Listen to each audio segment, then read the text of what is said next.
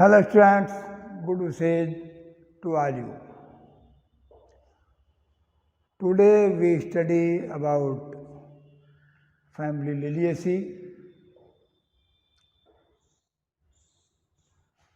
Liliaceae family is called family lily.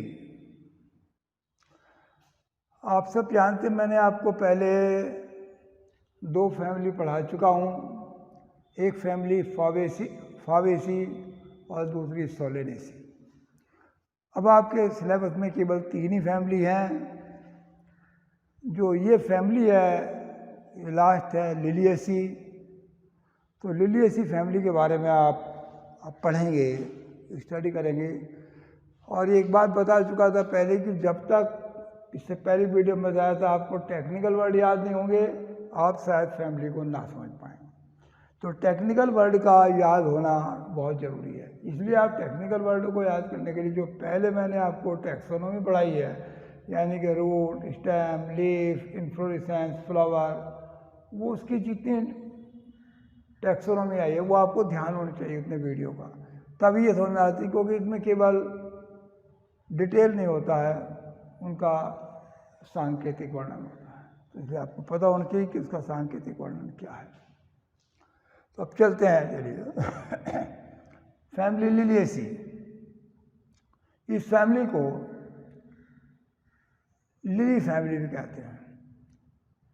इस family में आपके प्याज, लहसुन, इस तरह के पौधे आते हैं।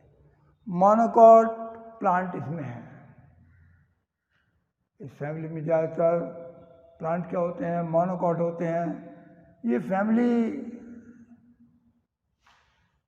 यूनिवर्सल तौर पर मिलती है, यानी कि कॉस्मोपॉलिटन है ये, तो इसका है यूनिवर्सल या कॉस्मोपॉलिटन।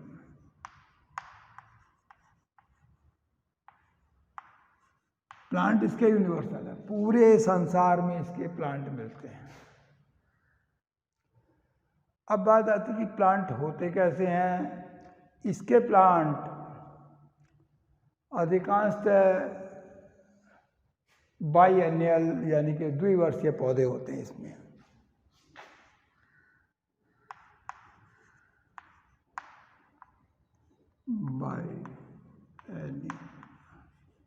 बाइएनियल प्लांट है, इसमें द्विवर्षीय पौधे होते हैं सारे पौधे। इनका जीवन काल 2 वर्षों में पूरा होता है। 1 वर्ष में जीवन काल इनका पूरा नहीं होता। पौधे जो हैं वो क्या हैं, सब हर्बेशियस हैं।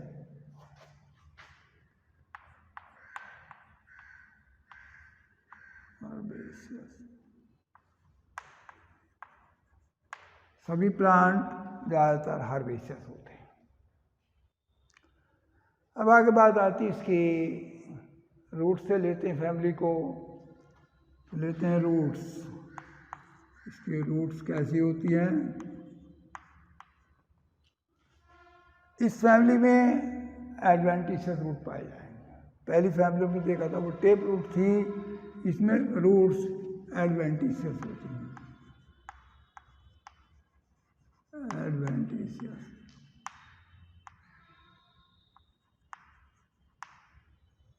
एडवेंटिशियस रूट होगी इसके अंदर सब, यानी कि जो मेन रूट है जो रेडिकल से बनी है उसकी ग्रोथ रुक जाएगी और उसकी जगह पर गुच्छों के रूप में बहुत सारी रूट्स निकल आएंगी। तो एडवेंटिशियस रूट होती हैं।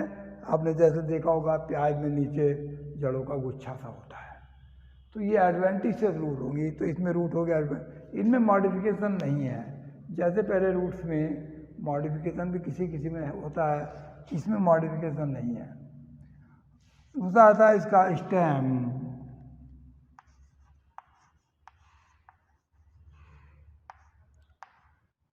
इनके जो स्टेम होते हैं वो अधिकांशतः अंडरग्राउंड होते हैं।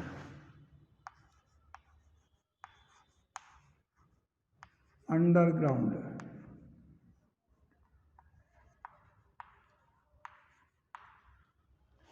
यानी कि भूमि में। इनका रूप क्या हो सकता है, या तो ये बल्ब होंगे, बल्ब, नहीं तो फिर कॉर्म होंगे।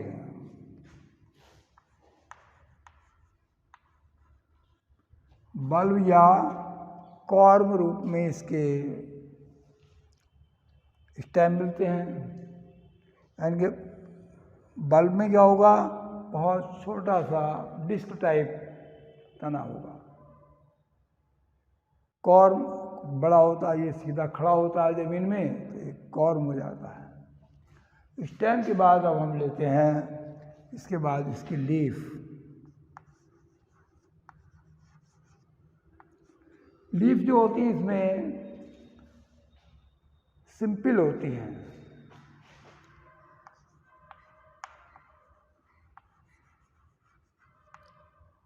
सिंपल लीफ होंगी और अधिकांशतः दो प्रकार की लीफ होंगी। तो ये सिंपल होंगी, वैसे सिंपल ही एक तो होती हैं जो भोजन इकट्ठा करती हैं, फूड स्टोरेज करती हैं, और एक जो फोटोसिंथेसिस करती हैं। फूड स्टोरेज और दूसरी फोटोसिंथेसिस करने वाली। यदि लीव एरियल हैं तो वे फोटोसिंथेसिस करती हैं, और यदि लीव अंडरग्राउंड हो रही है तो ये भोजन को इकट्ठा करती है। जैसे प्याज में देखा होगा, पत्तियाँ जो अंडरग्राउंड होती हैं उनमें उनका कलर वाइट होता है, और जो एरियल होंगी उनका कलर ग्रीन होगा, क्योंकि भोजन बनाएंगी। वो भी मांसल होती है एरियल भी, कुछ मात्रा में भोजन इकट्ठा कर लेती हैं। अब ये जितनी भी लीव हैं आल्टरनेट क्रम में होती हैं, सारी लीव आल्टरनेट, इनका सक्सेशन क्या है, आल्टरनेट होती हैं। और ये लीव ससाइल होती हैं।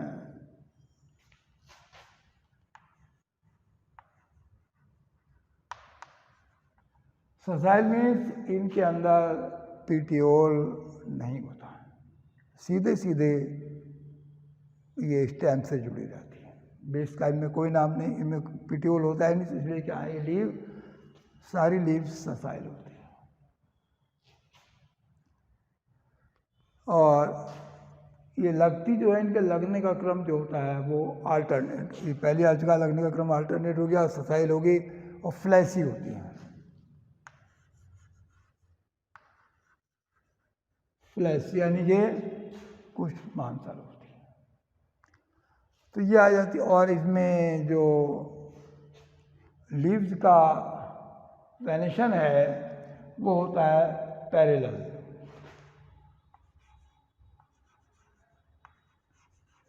पैरेलल वेनेशन होता है इसमें।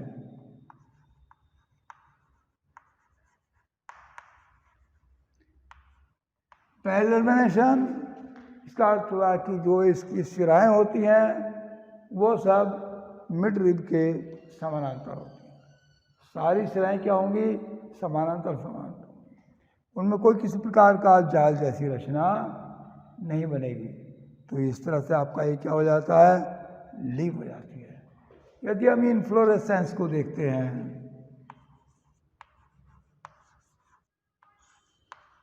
इन्फ्लोरेसेंस, इनका जो इन्फ्लोरेसेंस होता है, या तो इनका इन्फ्लोरेंस होगा सॉलिटरी,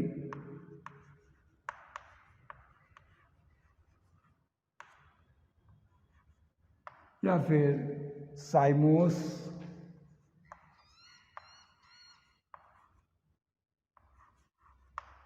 और अम्बेल।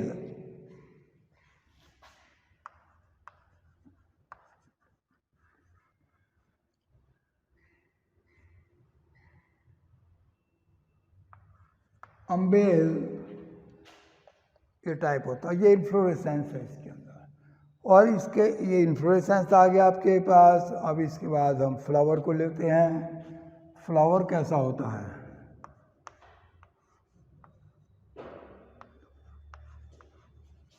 इस फैमिली में जो फ्लावर है वो पहले इस फ्लावर को देखिए आप, ये होगा ट्राइमेरस, ई ब्रैक्टिएट होगा, ब्रैक्ट तो इसमें होंगी नहीं, ई ब्रैक्टिएट।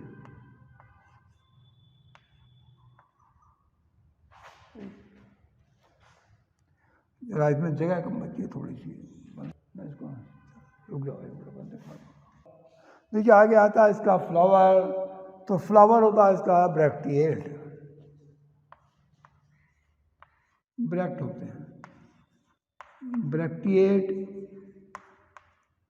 और एक्टिनोमॉर्फिक।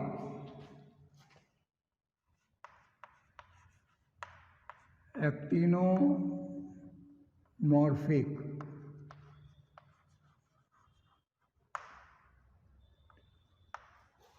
ब्रैक्टिएट होगा, एक्टिनोमॉर्फिक होगा और हर्माफ्रोडाइट यानी कि बाइसेक्सुअल।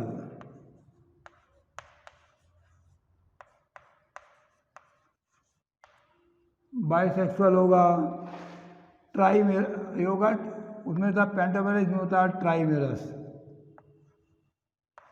ट्राइमेरस। फ्लावर इसका क्योंकि तीन तीन के ग्रुप में होते हैं इसके पास, तो ये वो आपका ट्राइमेरस और कंप्लीट, क्योंकि दोनों पार्ट हैं मेल फीमेल, इसलिए कंप्लीट कहलाएगा।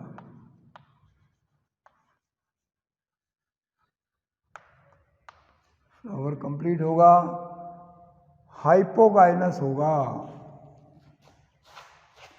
हाइपोगाइनस।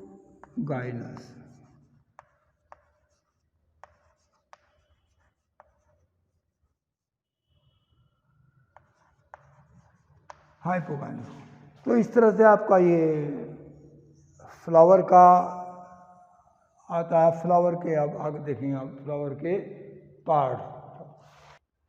स्टूडेंट्स अब हम देखते हैं इसका फ्लावर, आपने देखा फ्लावर में अब आएगा इसके पार्ट्स आएंगे फ्लावर के। तो पहले लेते हैं हम इसमें पेरियंथ, पेरियंथ पेरियंथ क्या है इसमें, इसमें कैलिक्स करोला का अलग अलग से डिवीजन नहीं है, अलग नहीं कि कैलिक्स कौन सा है करोला कौन सा है, दोनों रचना देखने में एक जैसी लगती हैं, इसलिए इनको बोलते हैं हम पेरियंथ। तो पेरियंथ इसमें 6 होते हैं और ये 3+3 के ग्रुप में होते हैं। पेरियंथ कितने हैं? 3, 3+ और 6 होंगे कुल मिला के 3+3। 3 पेरियंथ ये रहे बाहर, 1 2 और 3 है पेरियंथ 3+3। और ये आपस में क्या है, सारे एक दूसरे से, यानी कि इसमें जो एक और इसको बोलते हैं हम सबसे पहले वॉल्वेट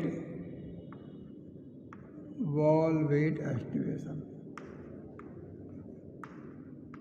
यानी कि वॉल्वेट रूप में है। वॉल्वेट को मतलब एक दूसरे को केवल ये क्या कर रहे हैं, स्पर्श कर रहे हैं और कुछ नहीं है, ओवरलैप नहीं कर रहे बल्कि स्पर्श करते हैं, तो इसमें एस्टिवेशन हो जाएगा, वॉल्वेट एस्टिवेशन।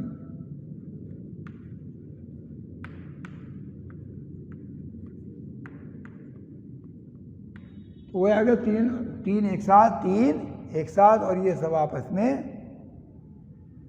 कोर को स्पर्श कर रहे हैं एक दूसरे की, यानी कि वॉल्वेट रूप में है। अब पेरियंथ के बाद हम सीधे लेते हैं एंड्रोसियम, क्योंकि कैल्शियम करोला दोनों की जगह ये आ गया। अब एंड्रोसियम,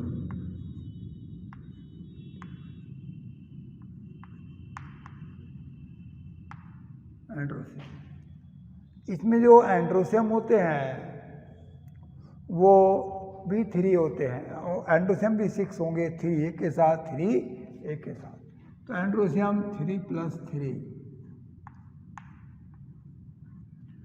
और 3+3 है। ये सब के सब एंड्रोसियम पेटेलॉइड है, क्योंकि इससे जुड़े हुए हैं, आप जुड़े हुए हैं तो क्या कहलाएंगे, पेटेलॉइड।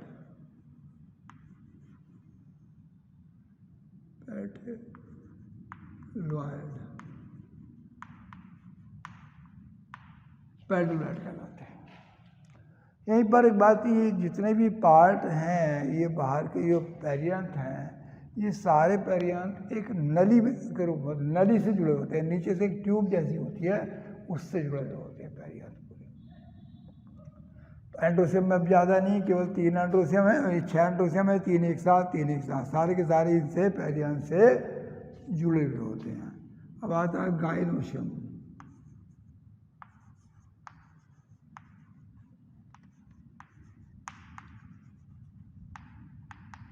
गाइनीशियम, इसका जो गाइनीशियम है वो ट्राइकार्पिलरी है।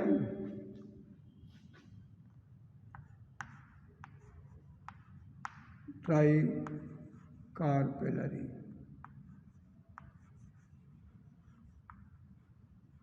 तीन कार्पेल है, और अंदर से ये 3 ही लॉक्यूल होंगे, ट्राइलॉक्यूलर।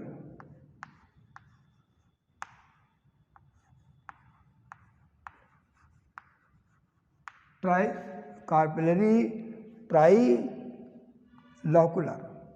और क्या होता है, ये सारे होते हैं सिनकार्पस। सिनकार्पस यानी आपस में जुड़े हुए होंगे। सिनकार्पस का मतलब आपस में क्या होते हैं, कार्पेल जुड़े हुए होते हैं। हमारे सभी कार्पेल जब जुड़े हुए हैं तो वो क्या लाएंगे, सिनकार्पस। अब इसमें जो प्लेसेंटेशन होता है वो प्रेजेंटेशन एक्सियल होता है। प्रेजेंटेशन एक्सियल, एक्सियल में सारे जो बीच की जो मेन एक्सिस है उस पर ये सारे ओव्यूल लगे रहते हैं। प्लेसेंटा रूप में सबके सभी कहाँ लगे रहेंगे, इन पर लगे रहेंगे। बीच में जो एक्सिस है, एक्सिस पर लगे हुए पाए जाएंगे तो ये कहलाएंगे एक्सियल। तो एक्सियल इसमें हमारा प्लेसेंटेशन हो गया। अब ये ओवरी जो होगी इसकी, ऐसे में ओवरी होती है सुपीरियर, इसमें ओवरी होगी हमारी सुपीरियर।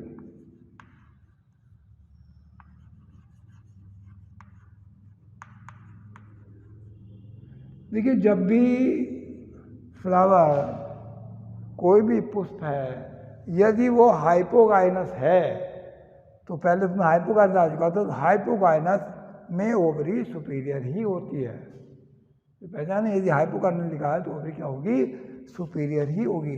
तो ये ओवरी आ गई, सुपीरियर, गाइनीशियम हुआ। अब गाइनीशियम के बाद ये तो हमारा फ्लावर हो गया, फ्लावर के बाद ले फ्रूट।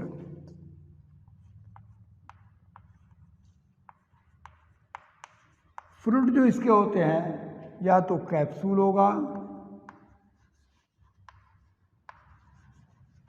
और कैप्सूल नहीं होगा तो फिर दूसरा बेरी होगा।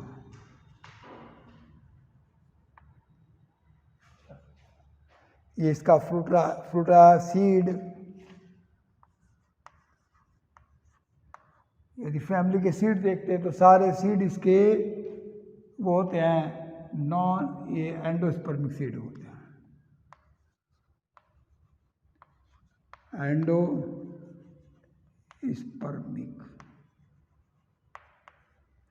सीड्स इसके क्या आते हैं, हमारे एंडोस्पर्मिक सीड होते हैं सभी।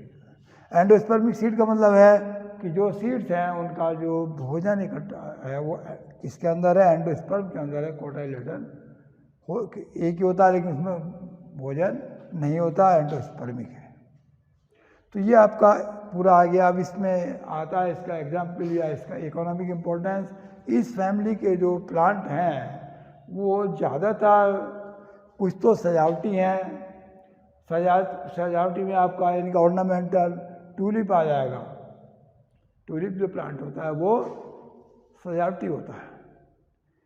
कुछ औषधि देने वाले हैं, औषधियाँ देने वालों में जैसे एलोवेरा है, जितने एलो प्लांट होते हैं ये सब औषधि देने वाले हैं। एस्पेरेगस होते हैं जो सब्जी के रूप में प्रयोग करते हैं, और जैसे ओनियन है ये भी सब्जी के रूप में प्रयोग है।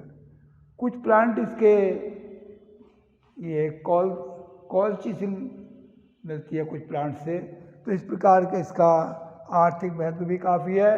तो ये फैमिली यहाँ पर हमारी कंप्लीट होती है। अब ये चैप्टर आपका यहाँ पर फिनिश है। अब आपको हम अगले चैप्टर में मिलेंगे फिर नेक्स्ट वीडियो में। तब तक के लिए धन्यवाद।